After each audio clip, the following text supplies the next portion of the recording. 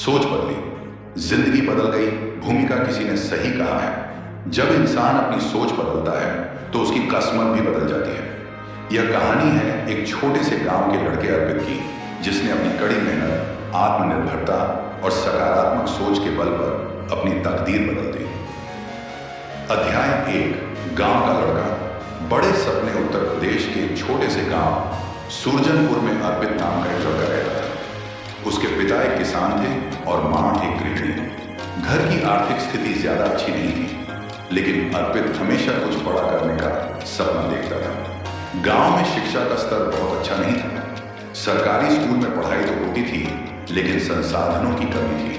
फिर भी अर्पित का पढ़ाई में मन लगता था।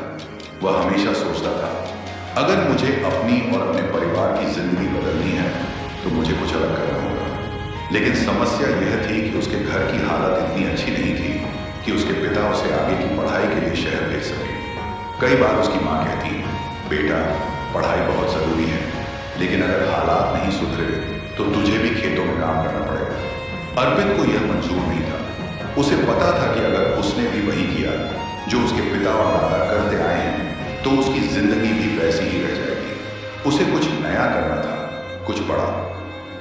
अध्याय 2, सोच की ताकत। एक दिन गांव में एक सरकारी अधिकारी आए जो आत्मनिर्भर भारत योजना के तहत युवाओं को अपना व्यवसाय शुरू करने की सलाह दे रहे थे।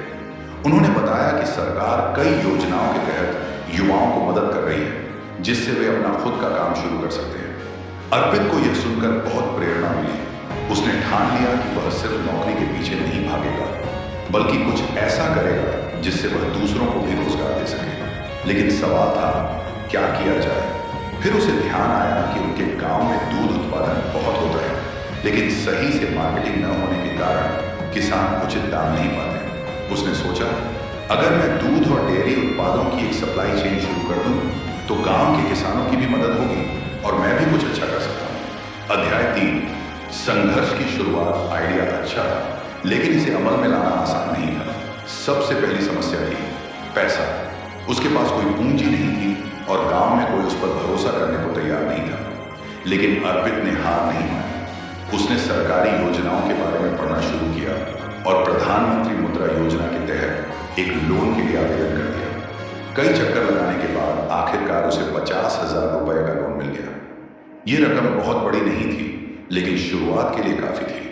उसने गांव के कुछ किसानों से बात की और उन्हें समझाया कि अगर वे दूध मुझे उचित दाम पर देंगे तो मैं इसे सीधे शहर के बड़े व्यापारियों तक पहुंचाऊंगा। धीरे धीरे कुछ किसान तैयार हुए। अर्पित ने अपने घर के पास एक छोटा सा कलेक्शन सेंटर बनाया, जहां दूध इकट्ठा करके उसे शहर भेजा जाता था।